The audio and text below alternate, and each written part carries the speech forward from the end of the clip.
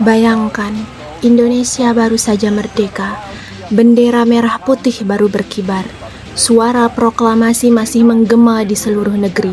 Tapi setelah sorak kemenangan itu, muncullah babak baru yang jauh lebih sulit. Ya, inilah era revolusi, masa di mana semangat membangun bangsa harus berhadapan dengan kenyataan pahit. Demokrasi yang belum stabil, pemerintahan yang masih mencari bentuk, dan rakyat yang baru belajar arti merdeka sebenarnya. Tantangan ketidakstabilan demokrasi Pancasila. Setelah proklamasi, Indonesia bertekad membangun sistem pemerintahan yang berlandaskan Pancasila, demokrasi yang berjiwa gotong royong, berkeadilan, dan bermusyawarah. Tapi dalam praktiknya, sistem itu belum berjalan mulus. Pergantian kabinet terjadi berkali-kali dalam waktu singkat. Sidang parlemen sering ricuh, dan partai-partai politik saling berebut kekuasaan. Semangat persatuan mulai tergeser oleh ambisi kelompok. Demokrasi yang seharusnya jadi alat pemersatu justru menimbulkan perpecahan. Ketidakstabilan inilah yang membuat Pancasila sulit berdiri tegak sebagai dasar yang kokoh pada masa itu.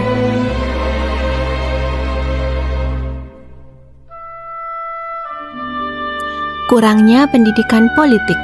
Masalah atau tantangan berikutnya adalah kurangnya pendidikan politik rakyat. Demokrasi Pancasila menuntut kesadaran bahwa setiap warga punya hak dan tanggung jawab yang sama.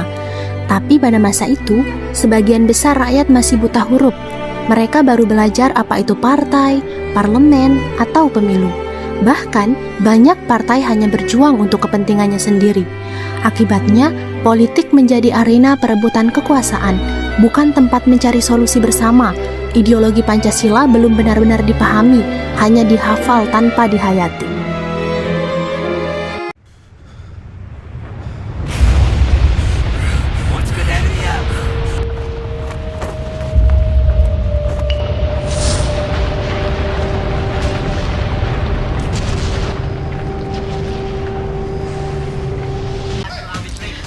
Tekanan global dan perpecahan ideologi.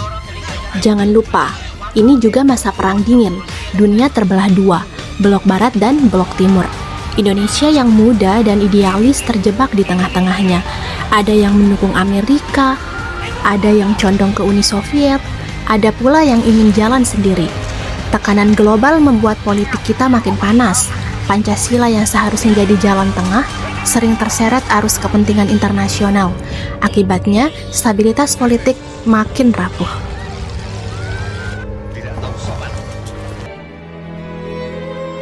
Tekanan sosial dan ekonomi. Lalu, datang tekanan sosial dan ekonomi. Rakyat di pedesaan miskin, hasil panen tak menentu. Sementara di kota, muncul kesenjangan antara pejabat dan rakyat kecil. Para veteran dan pejuang banyak yang tak mendapat tempat setelah perang usai. Mereka berjuang di medan perang, tapi setelah merdeka, hidupnya justru terabaikan. Kekecewaan ini menimbulkan gejolak sosial, pemberontakan daerah, konflik ideologi, dan munculnya gerakan separatis. Semua itu menguji kesabaran bangsa yang baru belajar demokrasi.